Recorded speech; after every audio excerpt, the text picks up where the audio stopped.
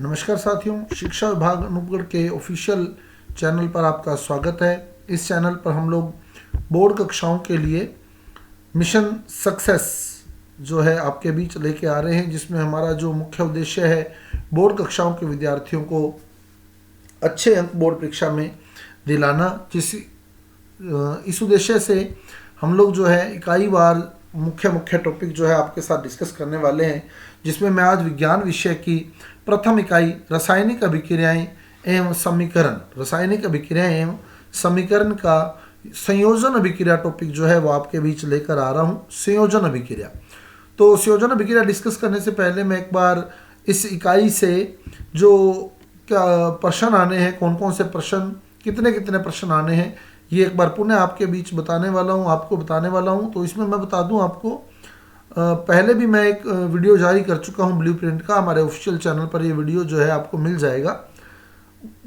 Unit first के अंदर जो रासायनिक अभिक्रिया व समीकरण यूनिट है हमारी, इसके अंदर बहुविकल्पात्मक मतलब एबेसेड है। 2 प्रश्न आएंगे एक एक नंबर के, यानी 2 नंबर के। 1 नंबर का रिक्त स्थान, 1 नंबर का अति लघुतरात्मक, 1 नंबर का लघुतरात्मक। मतलब हमारा टारगेट जो है मुख्य छोटे प्रश्नों पर, महत्वपूर्ण बिंदुओं पर इस यूनिट में रहना चाहिए। तो उसी उद्देश्य से मैं आपके बीच आज संयोजन अभिक्रिया की व्याख्या करने वाला हूं। तो संयोजन अभिक्रिया, संयोजन का मतलब अगर मैं मोटी मोटी बात करूं तो संयोजन का मतलब होता है जुड़ना। संयोजन यानी जुड़ना। और जब भी हम किसी को जोड़ते हैं तो हम लोग 2 या 2 से ज़्यादा चीज़ें लेते हैं, 2 या 2 से ज़्यादा पदार्थ लेते हैं, और वो आपस में जब जुड़ते हैं, ये सारे पदार्थ जब आपस में जुड़ेंगे तो वो एक पदार्थ बन जाएगा।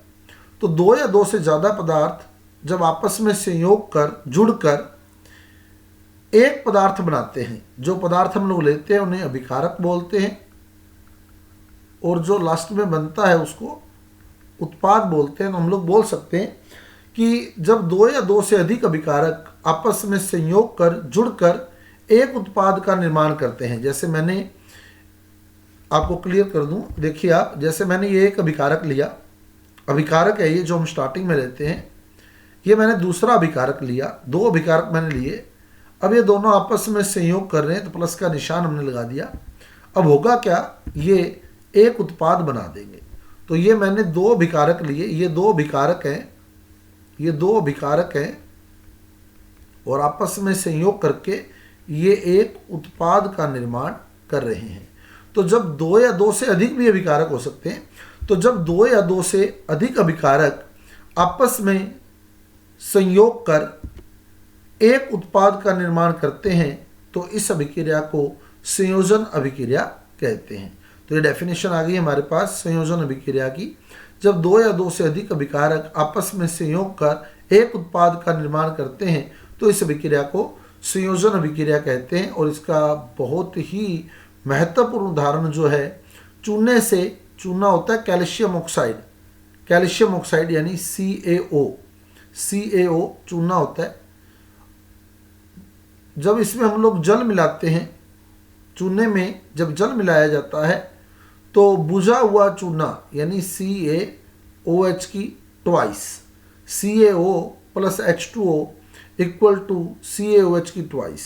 तो चूने में जब हम लोग पानी मिलाते हैं तो बुझा हुआ चूना CaOH की ट्वाइस, कैल्शियम हाइड्रोक्साइड बोलते हैं उसको, बुझा हुआ चूना, बुझा हुआ चूना, बुझा हुआ चूना कैल्शियम हाइड्रोक्साइड CaOH की ट्वाइस बनता है। तो समीकरण CaO plus H2O equal to CaOH की twice, CaO plus H2O equal to CaOH की ट्वाइस। ये कैल्शियम ऑक्साइड है यानी चूना है, और ये कैल्शियम हाइड्रोक्साइड है यानी बुझा हुआ चूना है। तो ये समीकरण रहती है। पानी बिल्कुल पारदर्शी होता है, एक चित्र में मैं आपको दिखा रहा हूँ, ये पानी है।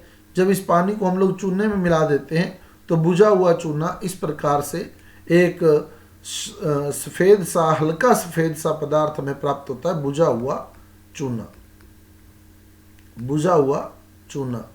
बुझा हुआ चूना मैं बता दूं आपको, चूना जो होता है ना, चूना ये कली होती है जो मार्केट में मिलती है अपने को, इसके बैग आते हैं कली के, और जब हम लोग उसमें पानी मिलाते हैं तो दीवारों पर सफ़ेदी करने के लिए, दीवारों पर लिपापोती करने के लिए इसका यूज़ किया जाता है कली का।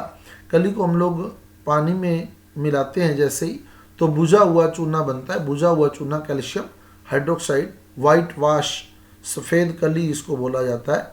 दीवारों पर सफ़ेदी करने के लिए इसका उपयोग किया जाता है। बहुत ही इंपॉर्टेंट यूज है इसका। पूछता है दीवारों पर सफ़ेदी करने के लिए किस पदार्थ का उपयोग किया जाता है, तो बुझे हुए चूने को हम लोग दीवारों पर सफ़ेदी करने के लिए काम में लेते हैं। अब आप देख रहे हैं यहाँ मैंने एक चित्र दिखाया आपको, या मैं बता दूं आपको मैं क्या क्या क्लियर करने वाला हूँ, पहले डायग्राम को समझें। तो ये एक बीकर दिखाया है, ये एक बीकर है आपके पास, हार्ड ग्लास मतलब एक कठोर कांच का बीकर है, मजबूत कांच का बीकर है, जिसमें क्विक लाइम मतलब चूना मैंने डाला है। क्विक लाइम यानी जलता हुआ चूना, दग्ध चूना बोलते हैं हिंदी में, चूना ही लिख दें आप। कैल्शियम ऑक्साइड, कैल्शियम ऑक्साइड, तो कैल्शियम ऑक्साइड डाला है मैंने, इसके अंदर चूना ले लिया इस बीकर में। अब इसके अंदर मैं ऊपर से वाटर ऐड कर रहा हूँ, पानी ऐड कर रहा हूँ, तो अंदर जो है कैल्शियम हाइड्रोक्साइड यानी बुझा हुआ चूना, जिसको हम लोग इंग्लिश में स्लेक्ड लाइम बोलते हैं, बुझा हुआ चूना बन रहा है कैल्शियम हाइड्रोक्साइड, कैल्शियम हाइड्रोक्साइड।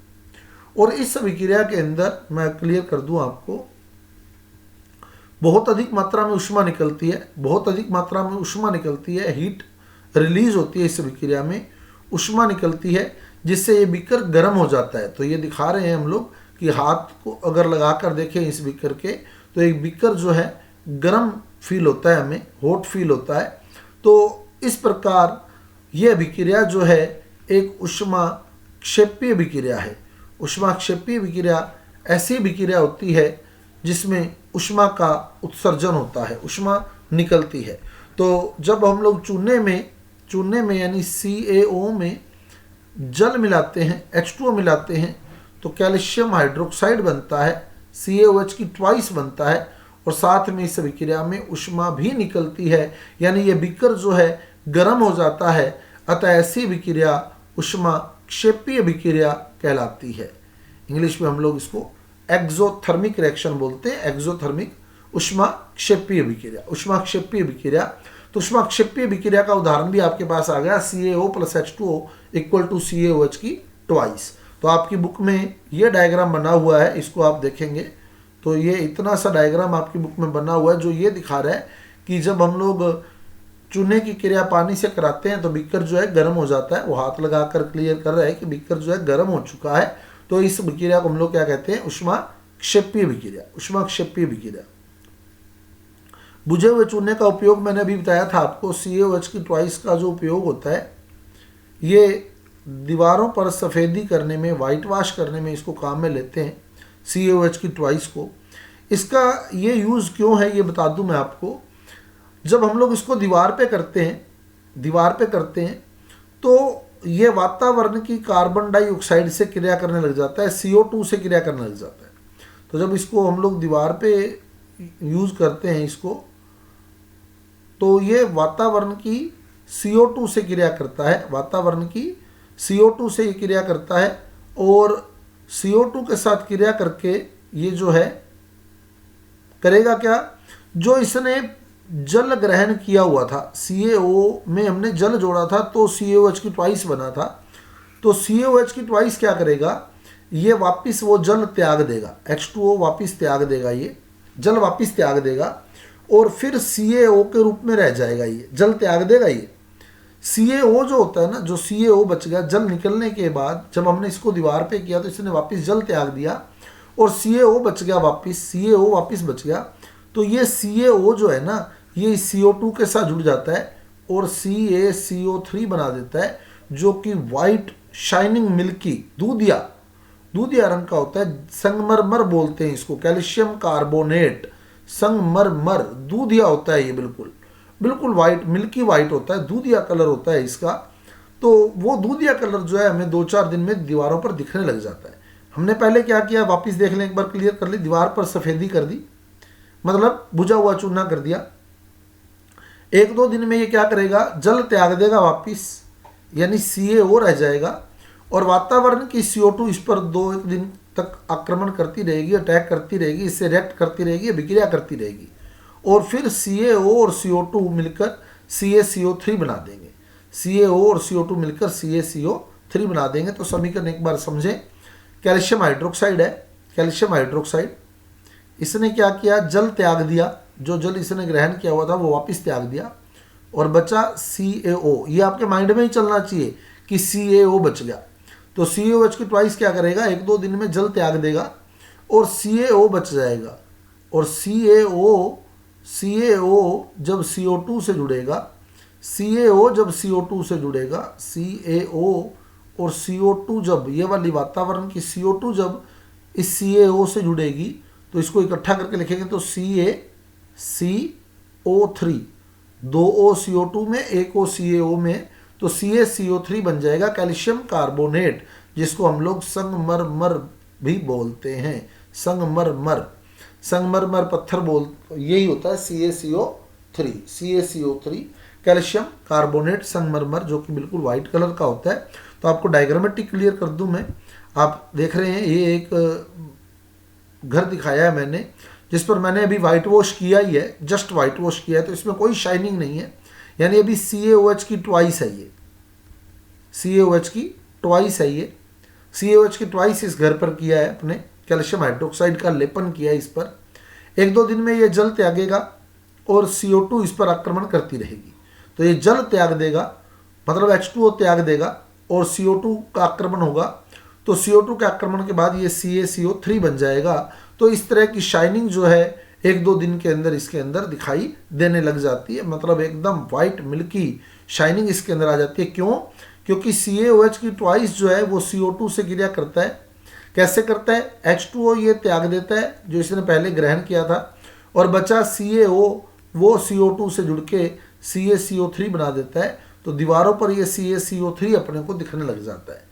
तो ये यूज है इसका, कैल्शियम हाइड्रोक्साइड का यूज है। ये समीकरण जो है कैल्शियम हाइड्रोक्साइड का उपयोग को बता रही है कि कैल्शियम हाइड्रोक्साइड जब कार्बन डाइऑक्साइड से क्रिया करता है तो संगमरमर बनाता है, इसीलिए दीवारों पर जो है वो सफ़ेदी करने के बाद, कली करने के बाद चमक आ जाती है। दोनों घरों में आप अंतर देख रहे हैं, एक ही घर है, पहले दिन इस पर CaOH की ट्वाइस का लेपन किया है और 2-3 दिन के बाद इसमें शाइनिंग आ जाती है।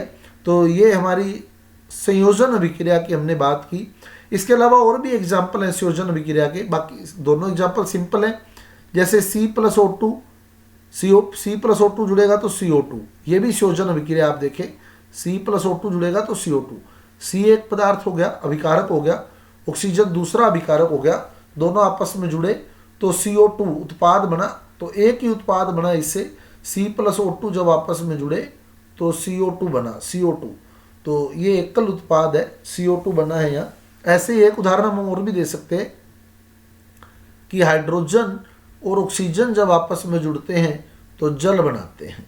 हाइड्रोजन और ऑक्सीजन आपस में जुड़ते हैं तो जल बनाते हैं। समीकरण संतुलित कर लें, O2 हैं तो O2 कर लें, H अब 4 हो गए हैं तो 4 कर लें, बैलेंस कर लें, 2H2 + O2 = 2H2O। हाइड्रोजन और ऑक्सीजन मिलकर जल बनाते हैं। तो कौन कौन सी विक्रियाएं हमारे पास आ गई संयोजन की? एक तो CaO + H2O, CaO + H2O, एक तो आई CaO + H2O, CaOH की ट्वाइस बनता है जिसमें, ये CaOH की ट्वाइस बनता है। दूसरा जिसमें CO2 बना C+O2 CO2, तीसरा जिसमें जल बना H2 + O2 = H2O।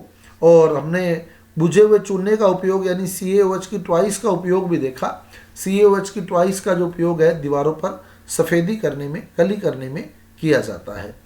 तो साथियों, ये थी हमारी संयोजन अभिक्रिया। उम्मीद करता हूँ आपको हमारा वीडियो जो है अच्छा लगा होगा। हम लोग एक एक करके टॉपिक जो है, इम्पोर्टेंट टॉपिक आपके बीच लाएंगे, तो आप बड़े इजीली एक आधा टॉपिक जो है इस पे रिपीट कर सकते हैं, बड़े आराम से इसको समझ सकते हैं।